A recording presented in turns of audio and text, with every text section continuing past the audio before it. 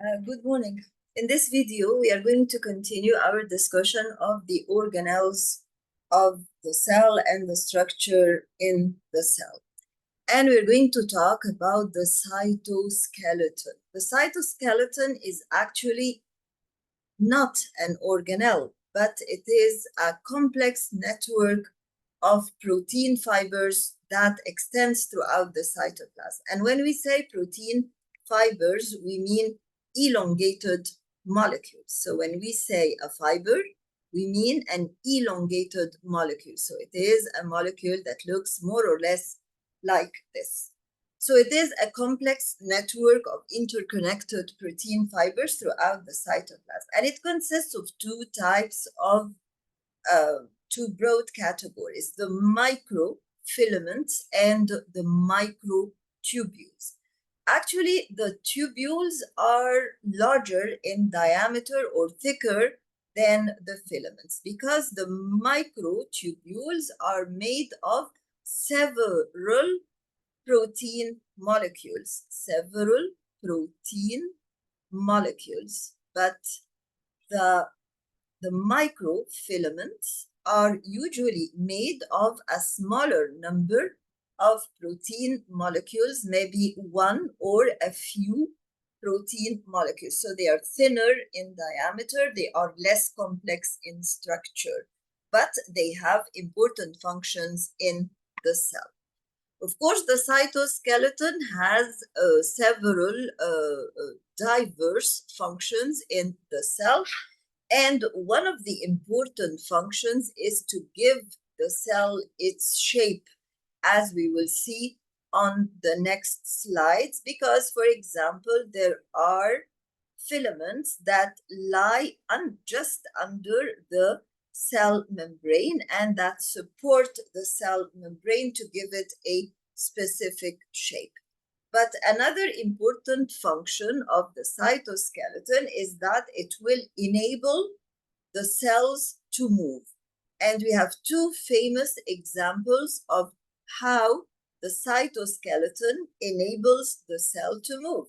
As we have said before, in amoeba, for example, the amoeba, which is a fresh water protist or unicellular, one-celled eukaryote, there are false feet or pseudopodia that help the amoeba to propel itself or to move forward in fresh water.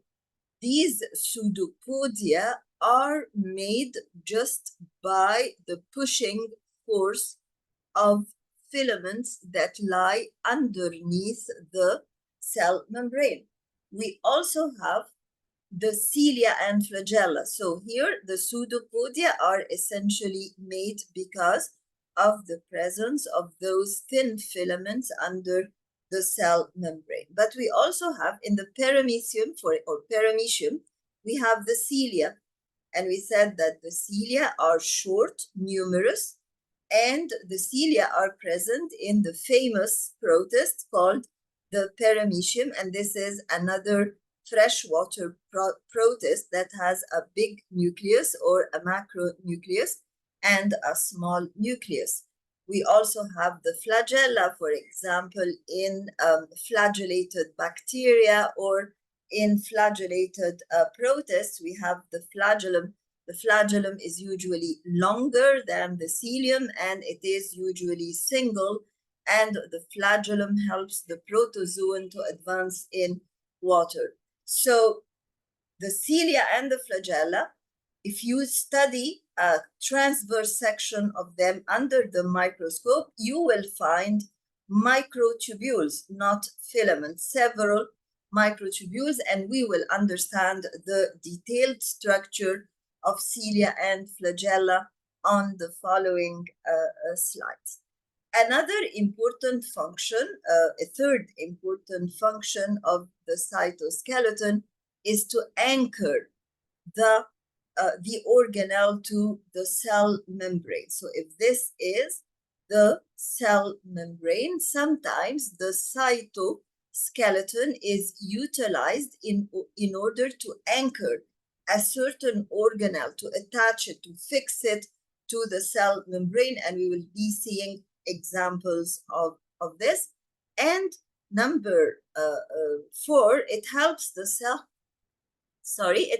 cell membrane to withstand stress. As we said before, there are actin filaments, very fine protein filaments called actin filaments underneath the cell membrane, and throughout their pushing force outward, they prevent stress. For example, if the cell is pressurized from outside, if there is a compression force on the cell, so they prevent deformity of the cell. Actually, the actin filaments will also be seen in muscles, and they will have a very important function in contraction of muscles. So actin filaments have 2 important functions. The first important function is to help the cell withstand stress, and the second important function is contraction of the muscles.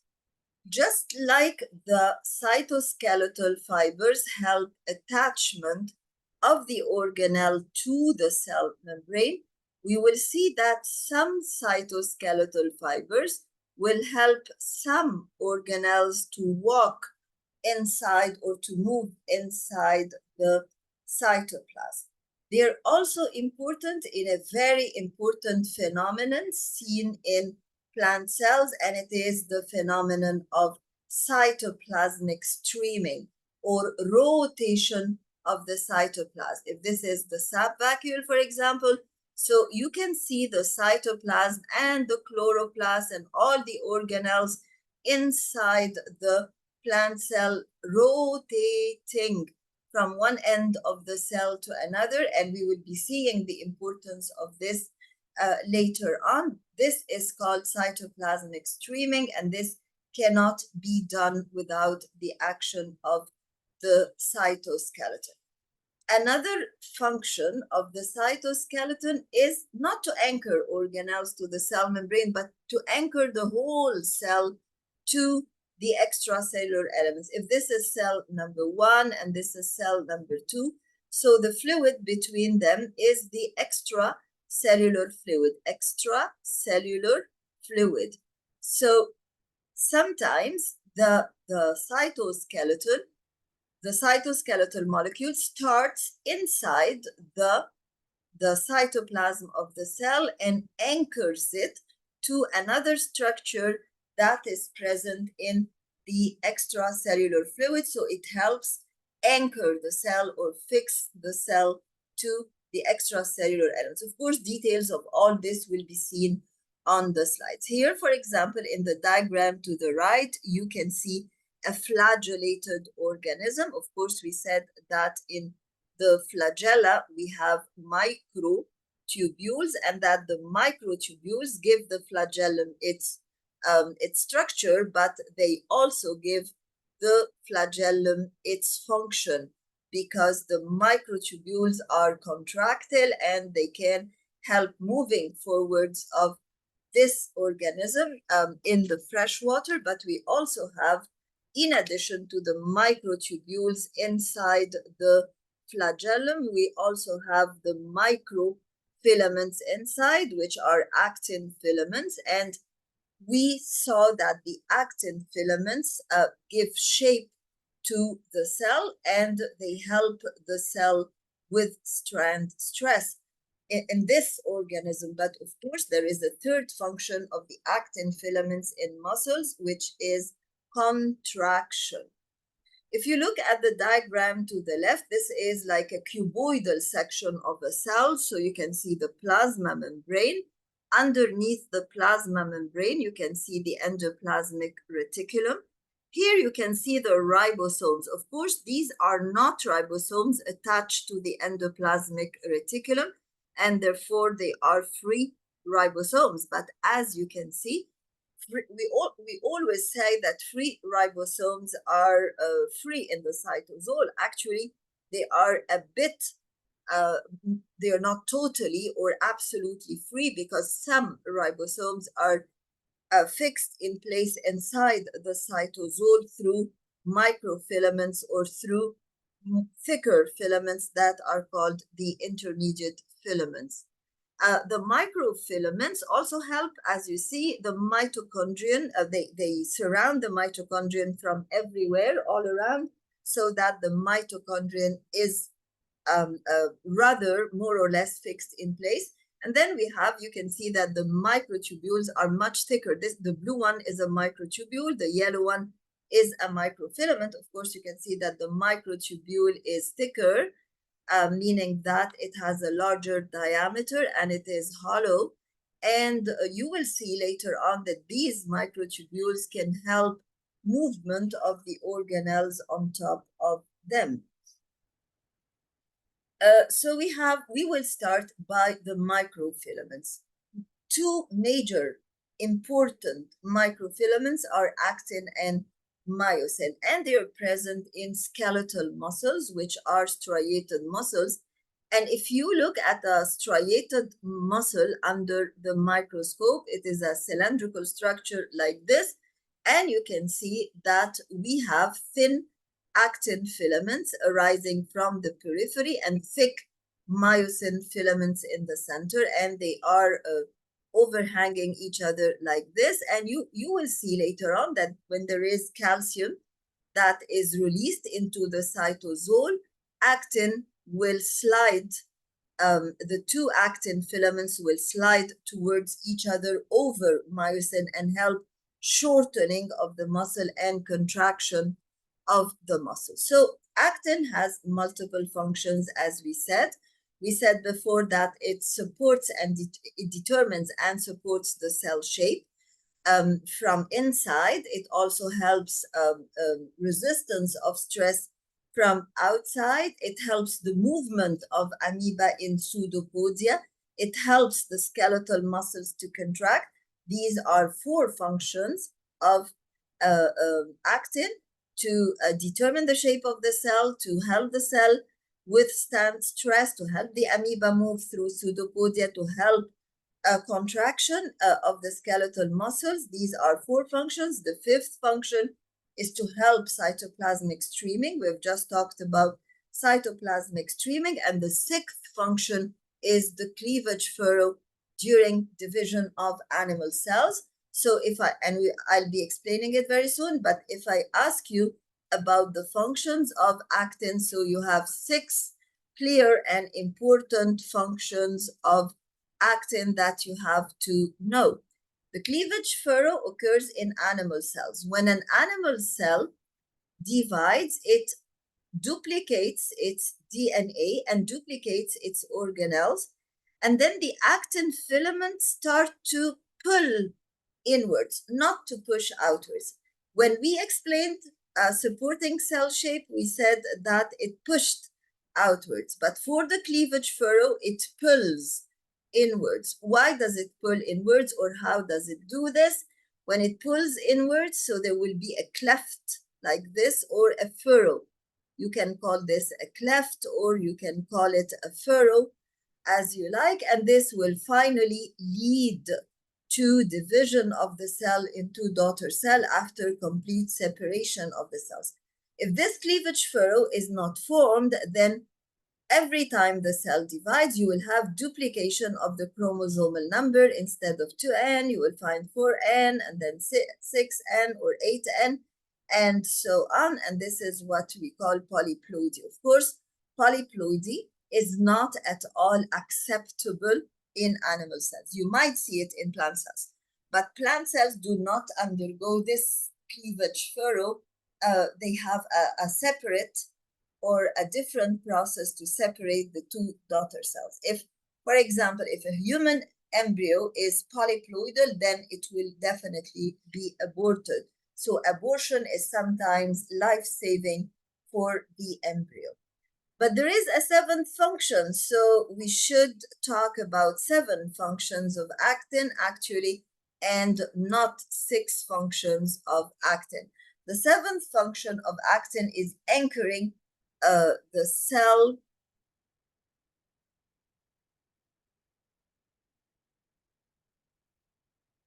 is anchoring the cell to the outside.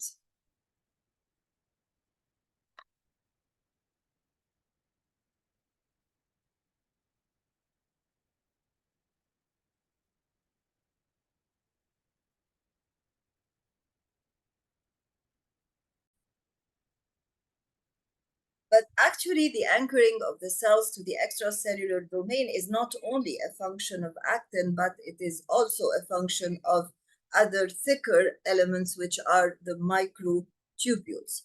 We will be explaining this here. As you can see, we have two neighboring cells, cell A and cell B. Every cell has its own cell membrane. These cells are not only connected to their extracellular fluid and extracellular matrix, because sometimes it's not a fluid, so we can say extracellular matrix in general, but the two cells are connected to each other, and they are connected to each other by what we call, this is important, the cell adhesion molecules, or CAM, CAMs. So the CAMs firmly anchor the adjacent cells to each other, to their extracellular domain, and to the cytoskeleton inside the cell.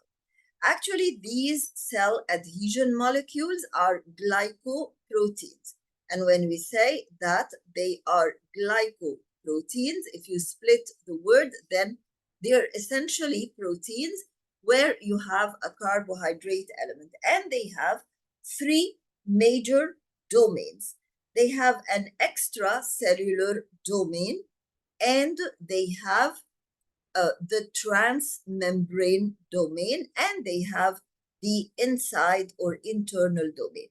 The extracellular domain allows one cell adhesion molecule of one cell to bind with the other one. So this is the extracellular domain, the one that lies outside the cell. And as you can see, every cell, cell A and cell B, has its own CAM, or cell adhesion molecule. And in the cell adhesion molecule, there is this binding domain where the two molecules link to each other. So the extracellular part, when we say domain, we mean part. The extracellular part allows one CAM molecule to bind to another CAM molecule of another adjacent cell. This binding can occur with the same type of cells. So if A and B of the same type, we call this homotypic binding, homotypic binding. But if it is a cell of a different type, we call it a heterotypic typing. We also have another part, which is the transmembrane domain. This part here and there in cell B and in cell A, which lies across the membrane or inside the membrane, and it helps this adhesion or anchoring protein to be able to go through the cell membrane. So you can deduce at once that this transmembrane domain should be hydrophobic in order to make its life easier, or to make its journey across and through the membrane easier. And then we have the cytoplasmic domain, or the internal domain. So the extracellular domain, and we saw the importance of the extracellular domain, where the two binding domains tightly bind to each other and anchor the cells to each other and to the extracellular matrix. Number two, we have the transmembrane domain, which is hydrophobic in order to be able to pass through the cell membrane. And finally, we have the cytoplasmic domain. As you can see, the cytoplasmic domain in every cell is important to connect to the cytoskeleton of the cell, because the cytoskeleton of the cell is a skeleton. It is firmly, it is capable of firmly fixing the cytoplasmic domain, and therefore the whole CAM molecule in its place. But in order for the cytoplasmic domain to bind to the microtubule of the cell, it needs this, which is the linker protein. So this is called the linker protein. And this anchoring is important, of course, to prevent the lateral diffusion or the displacement of the CAM molecule from its place. Now, cytoplasmic streaming, as we said before, is the rapid movement of the cytoplasmic components, and it has mainly been observed through the motion of organelles like chloroplasts and mitochondria inside the cytoplasm under the electron microscope. And these organelles can move inside the cytoplasm because they are attached to actin filaments. So this is the organelle that will have a journey inside the cytosol, and this is the actin filament. It is a long molecule, complex molecule, that polymer that is made of small spherical monomers, as you can see. So in order for the organelle to move inside the cytoplasm and to be observed moving inside the cytosol, it should move on a railway. It's like the railway of a train, and there is a link between the organelle and the actin filament, which we call the motor protein. So this is the motor protein, and the motor protein consists of what? It consists of a motor domain, this part, or these two parts that look like legs are called the motor domain. And then we have the neck domain, and then we have the tail domain. So this is the tail domain. And then we have, sorry, I have to redo this, I'm sorry. So here, look at, I don't know whether you see the colors or not, but this baby blue shaded area is the tail domain of the motor protein. This purple shaped area or shaded area is the neck domain, or gray shaded area is the neck domain, and then this is the motor domain. So we have three parts for the motor protein. We have a tail domain, we have a neck domain, which doesn't look like a neck actually, and we have a motor domain. And then we have something that links the organelle to the motor protein, which is this adapter protein.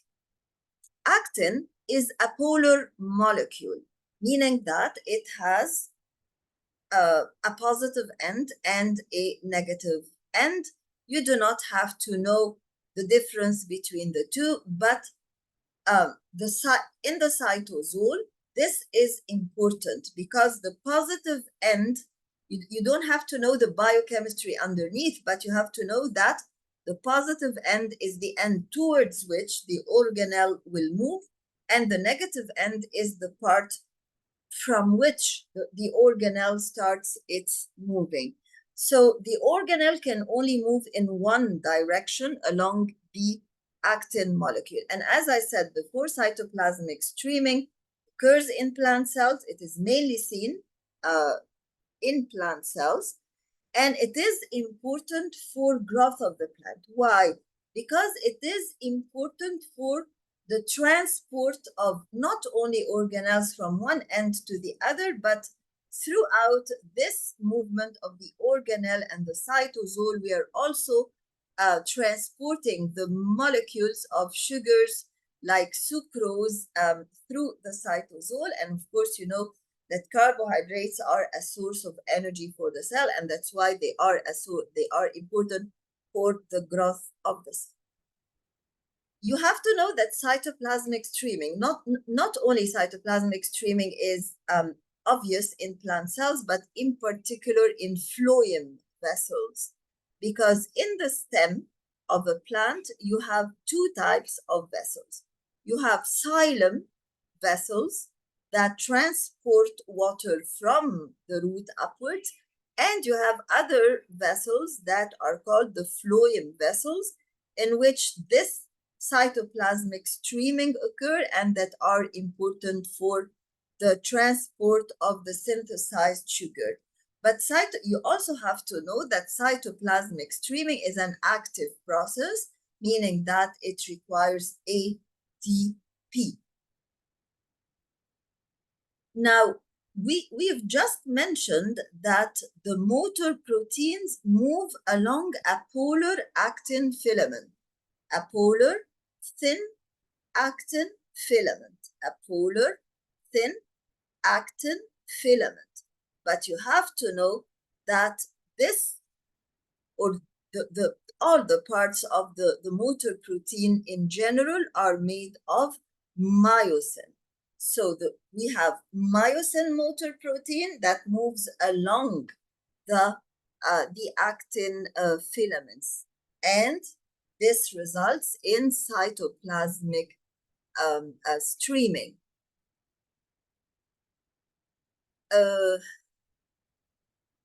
We have other motor proteins. So we have myosin motor proteins. We also have kinesins and dyneins that are other motor proteins that move on micro tubules. And this results, as we said before, cilia and flagella contain microtubules, and the microtubules move. So the flagellum, as you know, moves like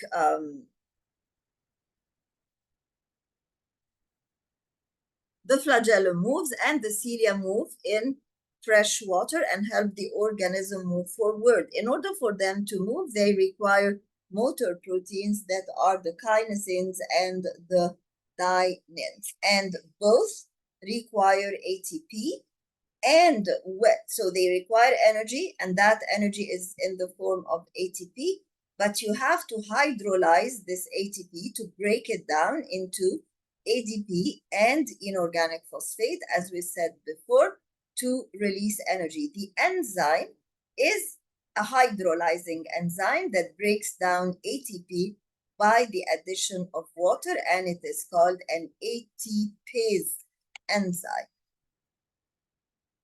As we said before, actin is important for the contraction of skeletal muscles, but it's not only actin that is important for contraction of skeletal muscle, but it is the binding between actin and myosin that are important for this. So you can see here the myosin, a part of the myosin filament, and you can see a head for the myosin filament, and you can see on top the actin filament. And we said before that the actin filaments from both sides of the muscle slide over each other. In order for them to slide over each other, they should be hit by the head and pushed forward by the head, which we call the head stroke.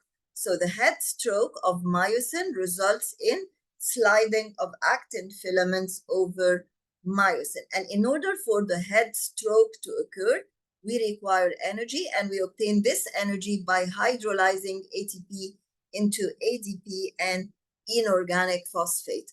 But we also need calcium ions for contraction. So we need energy. So this slide shows you the power stroke of the myosin head that bends to pull the actin filament inwards towards the center of the muscle cell. And this part of the diagram shows you the importance of energy. And here we show you the importance of calcium. So in order for the muscle to contract, we need actin, we need myosin, we need energy derived from ATP, and we need calcium ions in an ionized form. Why? Because we have two types of proteins on top of the actin filament. We have the troponin, small spherical molecules like this, and we have the filamental tropomyosin. When calcium ions bind with troponin, they help the troponin to move away from the binding sites on tropomyosin. So if there is no calcium, the troponin hides the binding sites. So the binding sites here are hidden by troponin. But when calcium binds with troponin, what happens is that the troponin calcium complex will move away from the binding site, and therefore the head of myosin can reach actin and can pull on actin inwards. The microtubules, as we said before, are hollow, they are rod-like, and they are made of fine, smaller, spherical molecules called tubulin molecules. So they're actually made of a protein called tubulin. And as we said before, the microtubules are present in cilia and flagella that are important for motion of unicellular organisms, but they are cilia. Flagella are almost exclusively present in unicellular organisms, but cilia are present in protists, which are unicellular organisms, and also in higher organisms. But when they are present in higher organisms, they are present in ciliated epithelium, in cells that have cilia and that line, for example, the upper respiratory tract, like the trachea and the major bronchi, or that line the fallopian tube in the reproductive system. But centrioles and spindle fibers, they are also made of microtubules, but they are essentially important for cell division. So as we said, the cilia help move the unicellular organisms like paramecium, but they also helped this columnar ciliated epithelium lining the trachea through their movement back and forth to create a current to move away the trapped microbes, the microbes that have been trapped to the mucus lining the trachea or the bronchi. The flagella, on the other hand, help move unicellular organisms like euglena. By the way, euglena has chloroplasts and can photosynthesize. How are they made? The microtubules in cilia and flagella, because the microtubules, as we said before several times, the microtubules in cilia and flagella have a different structure than the microtubules in centrioles and spindle fibers. So the microtubules and cilia and flagella, they consist of 9 doublets of microtubules around 2 singlets. So you have 2 singlets in the center, 2 singlets that are separate, and then doublets, 1, 2, 3, 4, 5, 6, 7.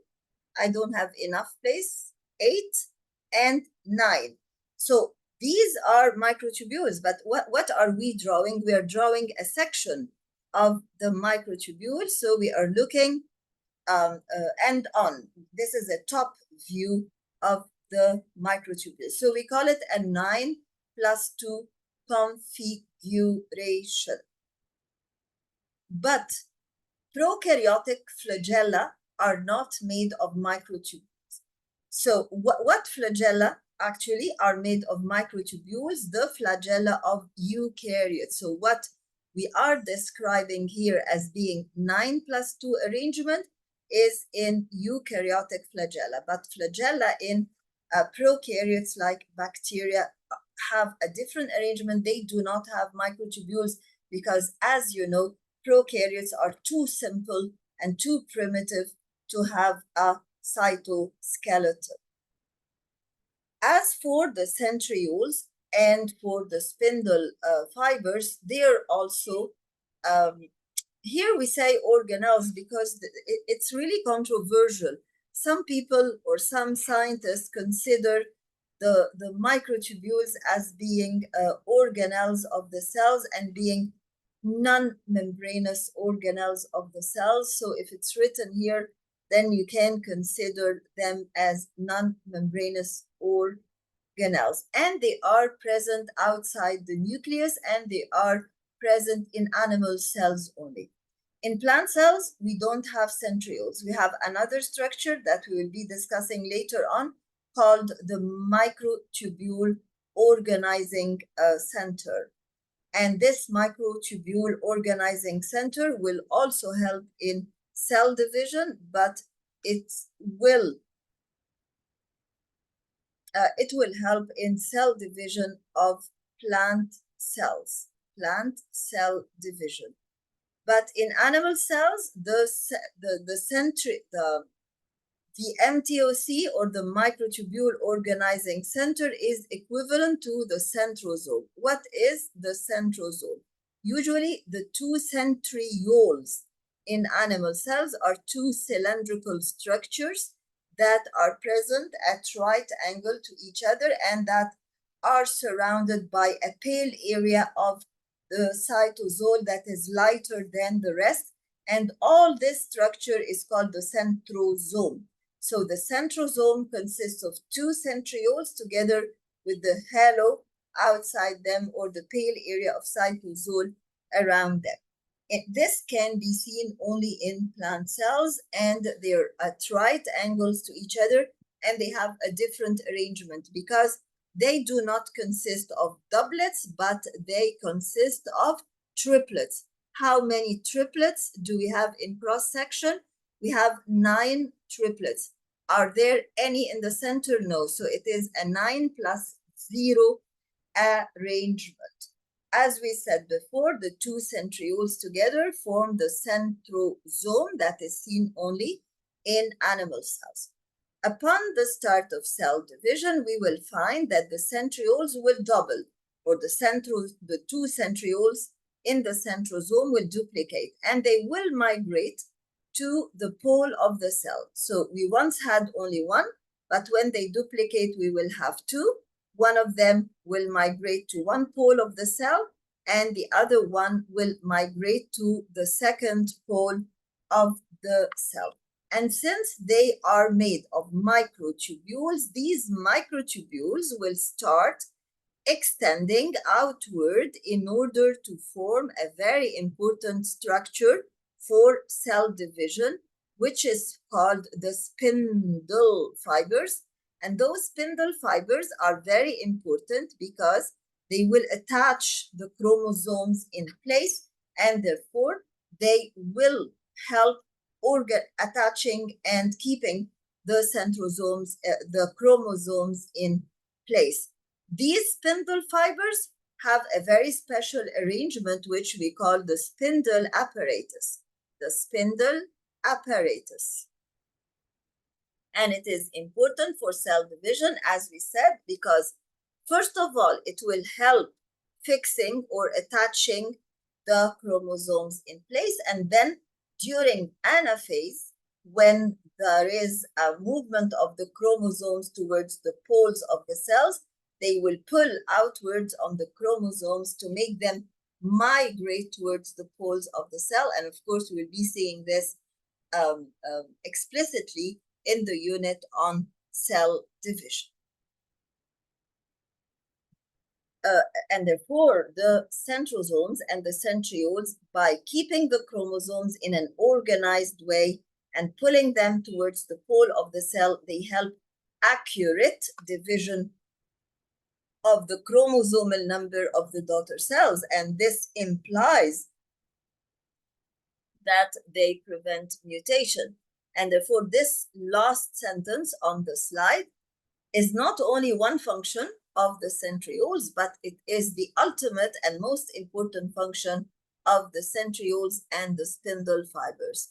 And here to the right, you can see the two centrioles perpendicular to each other. This is one cylinder, and this is the other cylinder, and you can see that they are made of microtubules in an arrangement of 9 plus 0. Here you can see one centrosome and another centrosome. So we have already duplicated the chromosomes, and this occurs during a phase of cell division called the interphase.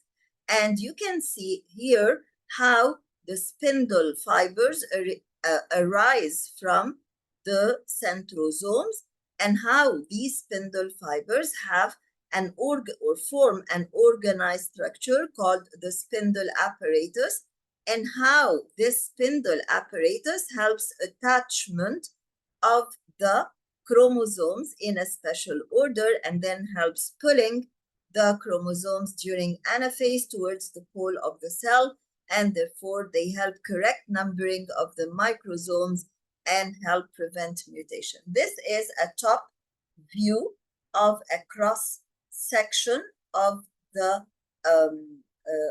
cilia, or the spindle fibers of a cross section.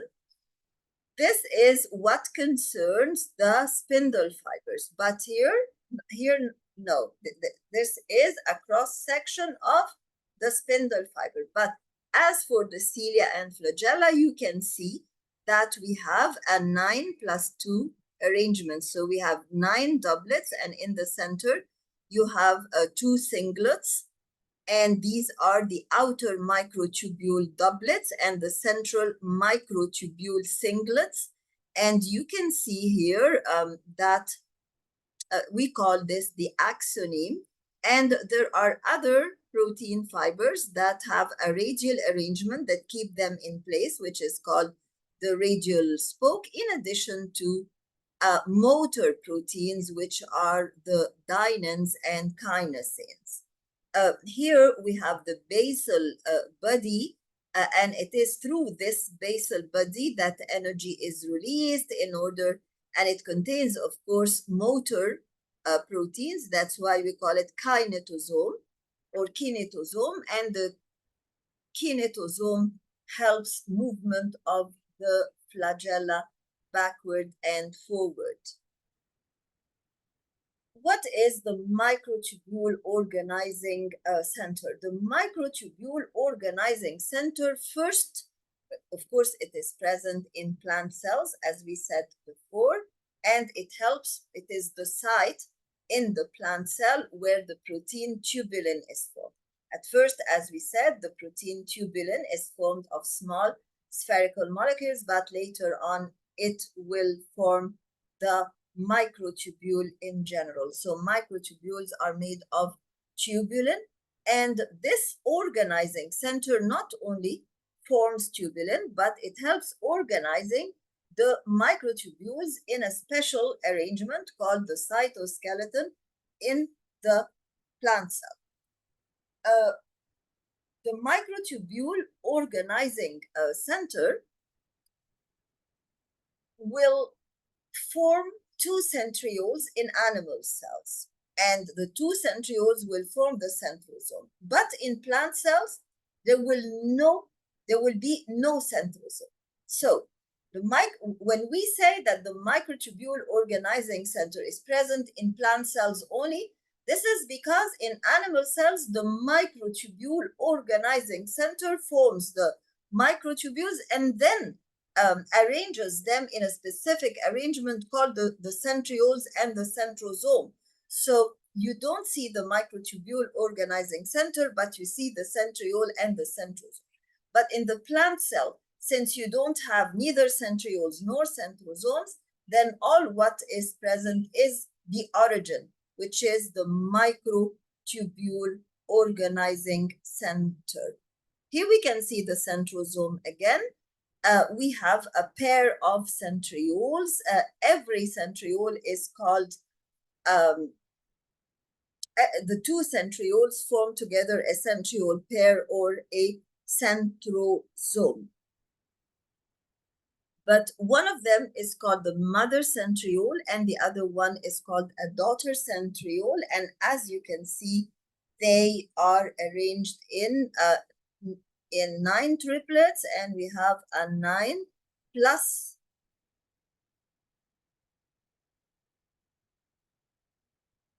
9. Let me check.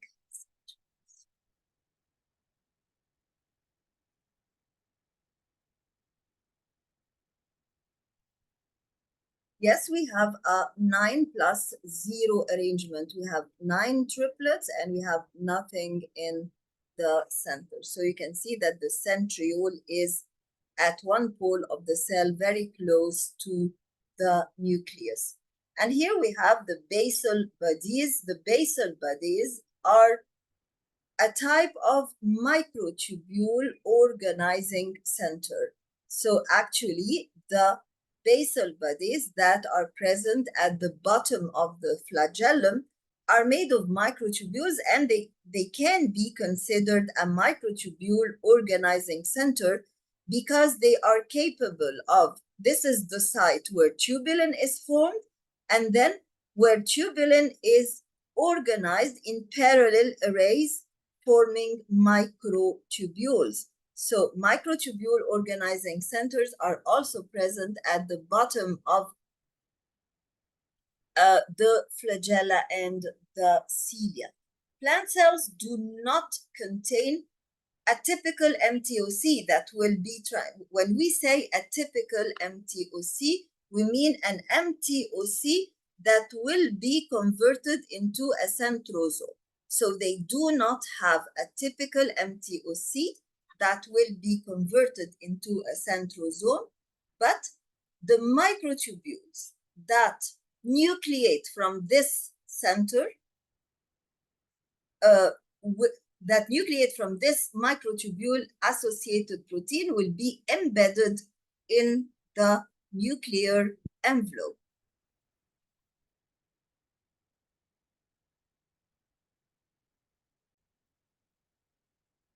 So I repeat this because it's a bit complicated. If you imagine that this is a plant cell, and this is a sap vacuole, and this is the nucleus with the chromosomes, the nucleus of the plant cell. So embedded in the nucleus, this is a bit advanced and you will never be asked about this, but if you want to understand it, that embedded in the nuclear envelope, we have certain proteins that are called microtubule associated proteins. And these microtubules associated proteins are responsible for formation of the microtubule. So the story of MTOCs that convert into centrosome, which is the typical picture of the MTOC, is not present in the plant cell, but the MTOC in the plant cell is atypical. It is present in the form of a protein that is embedded in the nuclear membrane, and that is called a microtubule associated protein. And then we will be talking about the cell wall. The cell wall is present only in plant cells, as you know, but it's also present in, when we say only present in plant cells and not present in animal cells, then we are talking about eukaryotic cells. It is also present in algae. So algae and plants have cell walls that are made of cellulose. Fungi, on the other hand, have cell walls that are made of a different structure called chitin. Cellulose is essentially a complex carbohydrate, but the chitin is a different molecule.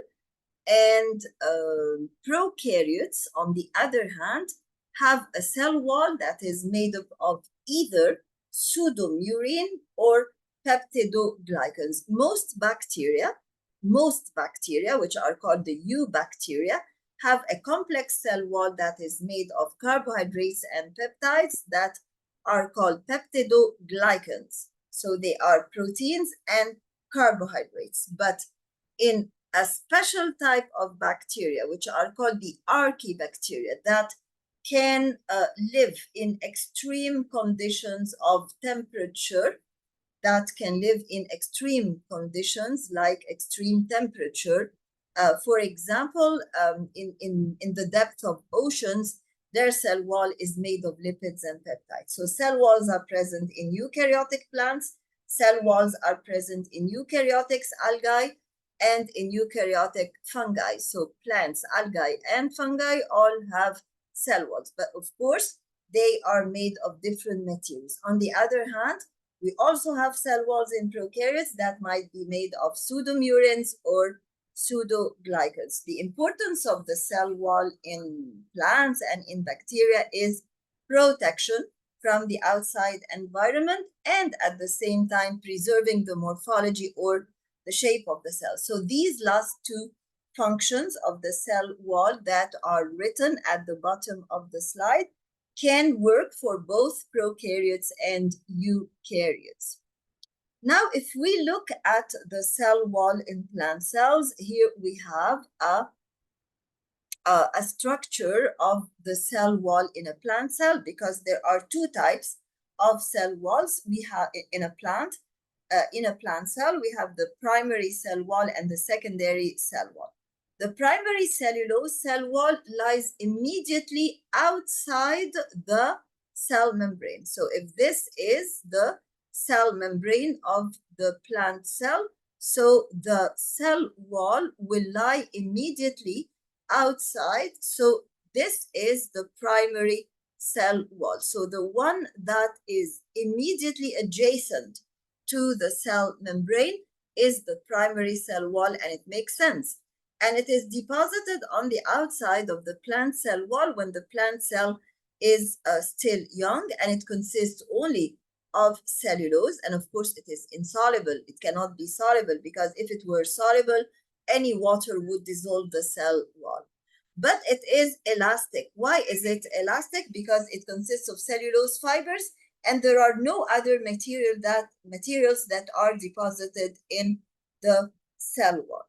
Certain types of cells in the plant, like the meristematic cells. The meristematic cells look like the stem cells in animal cells. They are young, undifferentiated cells, and therefore they are the primary cells, and they're still young, and they have a flexible cell wall.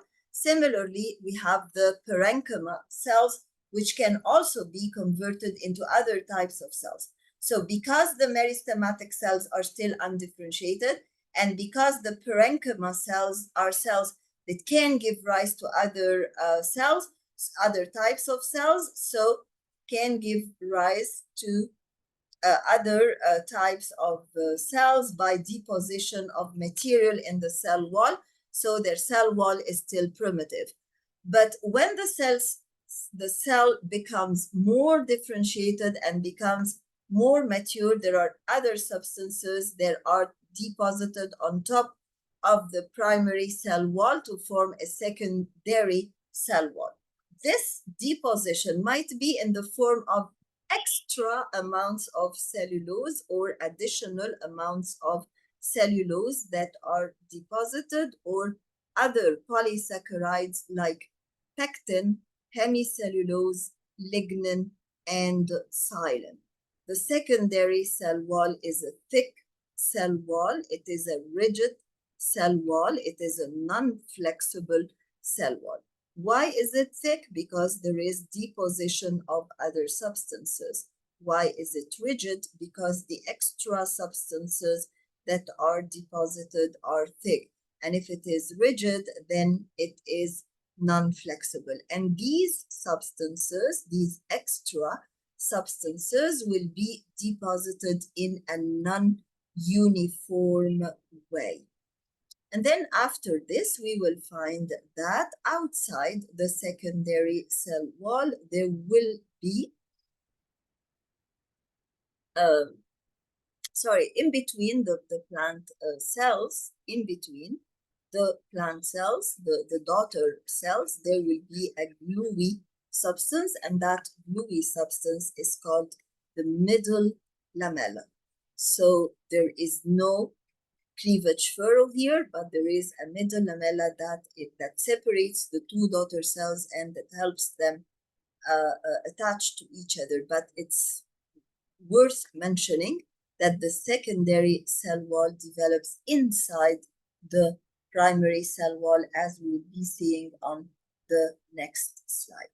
So if you look here we have one cell, and here we have another cell, and you have the middle lamella that forms between the two cells.